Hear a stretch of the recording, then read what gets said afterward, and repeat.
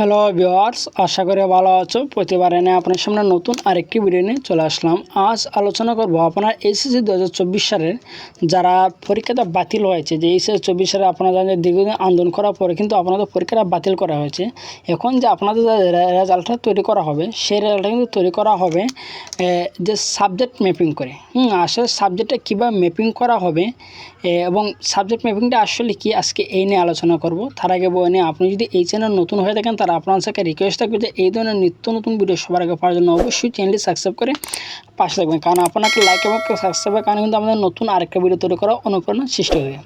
HSC 2024 যারা আছে প্রত্যেকের কিন্তু এই বিষয়টা কিন্তু জানা দরকার যে সাবজেক্ট ম্যাপিংটা আসলে কীভাবে হবে। এটা কিন্তু সবার জানা দরকার। আসলে আজকে জানেন যে এইচএসসি সমান্য পরীক্ষা 2024 কিন্তু স্থগিত পরীক্ষা কিন্তু বাতিল করেছে।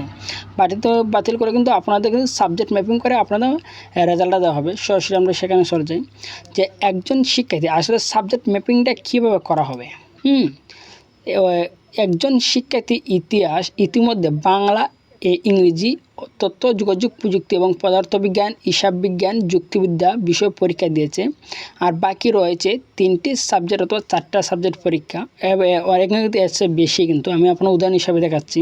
তো এই ধরনের পরীক্ষা আপনারা দিয়েছেন, মনে করেন যে অনেকে 7টা, অনেকে 8টা, অনেকে 4টা।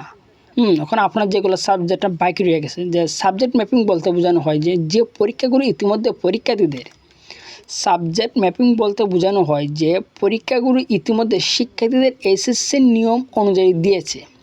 আপনারা কিন্তু অনেকে 4টা, অনেকে 7টা, অনেকে 8টা কিন্তু পরীক্ষা দিয়েছে নিয়ম অনুযায়ী, কিন্তু এইচএসসি 2024 সেগুলো সেভাবে মূল্যায়ন করতে হবে। প্রতিবার যেভাবে বোর্ড যেভাবে তারা মূল্যায়ন করে, এভাবে কিন্তু এগুলো পরীক্ষা কিন্তু তারা মূল্যায়ন করতে হবে। যারা 7টা দিয়েছে তারা 7টা, যারা 8টা দিয়েছে তারা 8টা, যারা 4টা দিয়েছে তারা 4টা কিন্তু মূল্যায়ন করতে হবে এবং রেজাল্ট তৈরি করতে হবে। এগুলো মূল্যায়ন করে কিন্তু তাদেরকে রেজাল্ট তৈরি করতে হবে। এবং যে বাকি যেগুলো পরীক্ষা দিতে পারেনি, মনে করেন যে বিজ্ঞান বিভাগের যা আছে রসায়ন, জীববিজ্ঞান, উচ্চতর গণিত, ব্যবসা বিভাগের জায়গা ব্যবসার সংগঠন, ব্যবস্থাপনা, উৎপাদন ব্যবস্থা, বিপণন, ফিনান্স, ব্যাংকিং ও মানব বিভাগের ভূগোল, সমাজকর্ম, সমাজবিজ্ঞান, অর্থনীতি, ইতিহাস, কৃষি শিক্ষা সহ ইত্যাদি সাবজেক্ট বাকি আছে। সকল নম্বর এসএসসির মাধ্যমে নিয়ে আসতে হবে। যেগুলা পরীক্ষা দিয়েছেন এগুলা তো মূল্যায়ন হবে, আর যেগুলো পরীক্ষা আপনারা দিয়েছেন না এইগুলার যে সাবজেক্টের ম্যাপিংটা হবে সেটা হচ্ছে যে এসএসসির মাধ্যমে কিন্তু এইগুলার বিষয়ে নাম্বারটা নিয়ে আসতে হবে। সরাসরি মূল ফলাফল তৈরি করতে হবে, এগুলার মার্ক আইনে কিন্তু একটা ফলাফল তৈরি করতে হবে এবং তা প্রকাশ করতে হবে। এভাবে মূলত সাবজেক্ট ম্যাপিং এর নম্বর রেজাল্ট তৈরি করা হয়। আশা করি বুঝতে পারছেন যে কীভাবে সাবজেক্ট ম্যাপিংটা তৈরি করা হয়।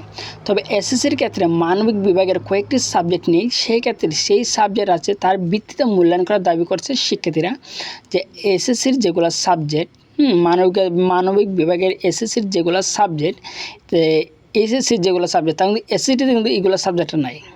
আশা করি বুঝতে পারছেন। মানে এসএসসির মানবিক বিভাগের যে কিছু সাবজেক্ট, মনে করেন যে সমাজবিজ্ঞান, এগুলা কিন্তু যে এসএসসির কিন্তু তারা পাইছে না, কিন্তু এসএসসির যেগুলো সাবজেক্ট আসলে এইগুলো সাবজেক্ট ভিত্তিতে কিন্তু এগুলার মূল্যায়নটা করতে হবে।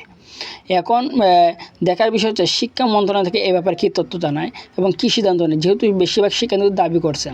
আসলে যেহেতু শিক্ষার্থীরা দাবি করছে যে আন্দোলনের পরীক্ষা বাতিল, আপনারা জানেন যে আসলে আজকের যে ব্যাপারটা সেটা কিন্তু একটা ইউনিক একটা ব্যাপার। তারা দুপুরে বলছে যে 50 মার্কের পরীক্ষা নেওয়া হবে, কিন্তু কিছুক্ষণ পরে 2 ঘন্টা পরে কিন্তু তারা বলছে যে এসএসসি পরীক্ষা বাতিল।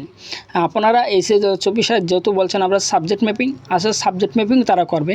আর সাবজেক্ট ম্যাপিং কী এবং কীভাবে করবে আমি তো এখানে আজকে কিন্তু বলে দিয়েছি। আশা করি বুঝতে পারছেন যে আমি যেভাবে বলছি এভাবে কিন্তু তার সাবজেক্ট ম্যাপিংটা করবে, ঠিক আছে। তারা আরও একটি বোর্ড কীভাবে সাবজেক্ট ম্যাপিংয়ের যে আরও বিষয় আছে, তারা পরীক্ষা অংশগ্রহণ করতে চাচ্ছে না, সেক্ষেত্রে শিক্ষা মন্ত্রণালয় উচিত যে এই ব্যাপারে পূর্ণ বিবেচনা করা, সঠিক সিদ্ধান্ত গ্রহণ করা, ঠিক আছে। তারা কিন্তু সঠিক একটা সিদ্ধান্ত গ্রহণ করছে যে আপনাদেরকে সাবজেক্ট ম্যাপিং করে তারা নাম্বারটা দেবে। আশা করি বুঝতে পারছেন যে কীভাবে আপনারা রেজাল্ট শিটটা কীভাবে তৈরি করা হবে, সাবজেক্ট ম্যাপিংটা আসলে কীভাবে তৈরি করা হয়। ঠিক আছে, আজকে এই ছিল আলোচনা। তারপর না আপনাদের অবশ্যই কমেন্ট করে জানাবেন। আর যদি ভিডিওটি ভালো লাগে অবশ্যই লাইক দেবেন। আর আপনি যদি এই চ্যানেল নতুন হয়ে থাকেন তার আপনার সাথে রিকোয়েস্ট থাকবে যে এই ধরনের নিত্য নতুন ভিডিও সবার আগে পাওয়ার জন্য অবশ্যই চ্যানেলটি সাবস্ক্রাইব করে পাশে থাকুন। ধন্যবাদ, দেখা হবে অন্য কোনো ভিডিওতে।